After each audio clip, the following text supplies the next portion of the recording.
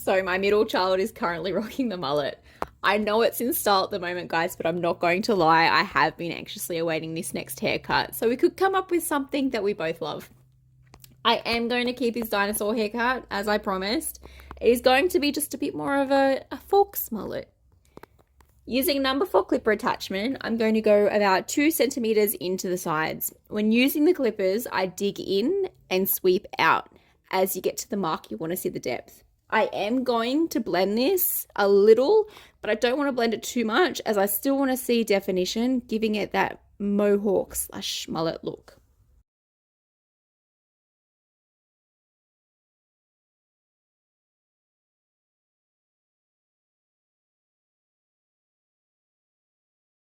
Okay, so here's where the compromising starts. Keeping it slightly longer than the hairline, but lining it up with the sides to give it a little bit more of a short back and sides kind of look. I do prefer to use the mini clippers for this section. I do find it a lot easier. If you don't own a pair of mini clippers, that's okay. You can use the bigger clippers. Just using the flat end for the back and for your sideburns.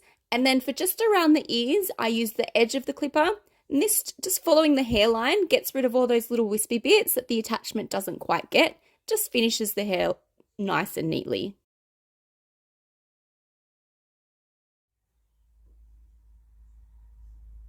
So for the middle section, you are going to need to wet it down. It does make it a lot easier because you are going to be following a guideline. Now this is where we're going to soften that line. We don't want to blend it too much because it is a mohawk. So the first section we're going to take 90 degrees from the scalp. Your guideline is where the number 4 attachment cut to, so that's your shortest piece. Now this section is now your new guideline.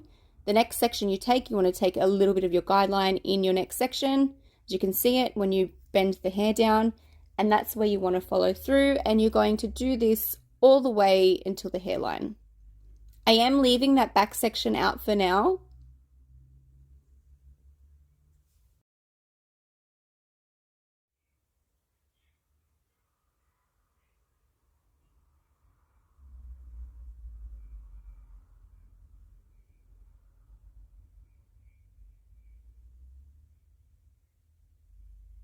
Repeating this same technique on the other side, starting your first guideline from your number 4 attachment.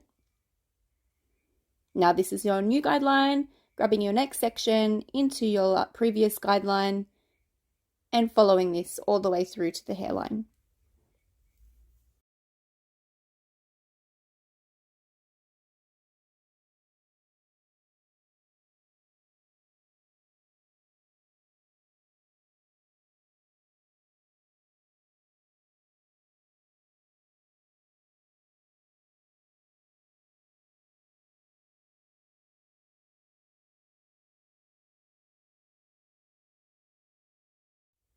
Again, leaving the back section out, so starting from the crown, this is where you're deciding how tall you want your mohawk to be.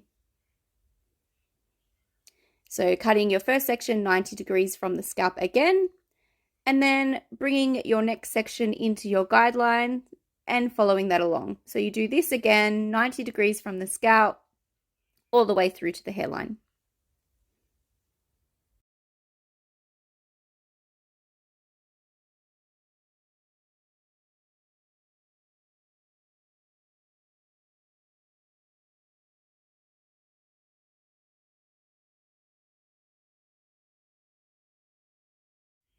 As you can see now, I am going to go through and cross-check it. So you want to go in the opposite direction.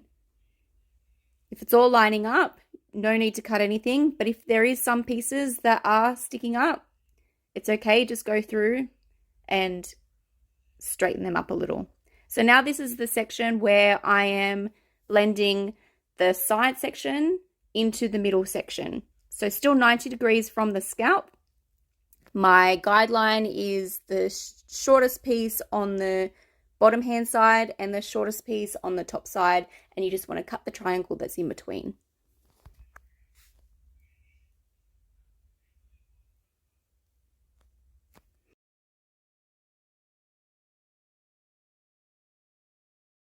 You can see it a little better from this angle. I am lining up my section in between my middle mohawk section and my blending section and just cutting off the triangle that's in between. So this is blending the haircut into one.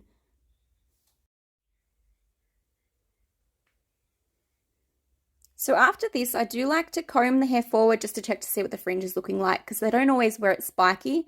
I don't like it looking too solid, so I point cut it, but I have noticed that the square look is in at the moment. So if you do prefer that, just cut it solid rather than chipping into.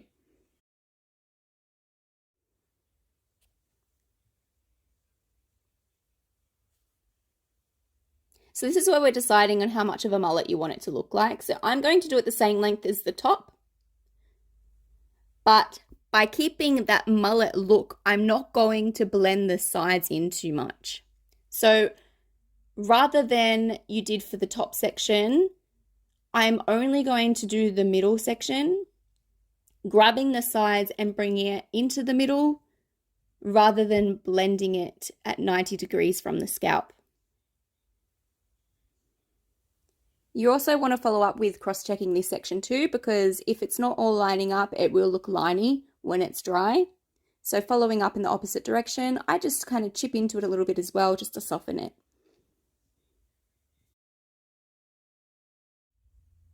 And there you have your dinosaur / mohawk / mullet haircut. If you do want to give this a go and there are sections that you feel as if I haven't explained very well, just let me know and I'll try and help out as much as I possibly can. I have always found it hard explaining exactly what I'm doing.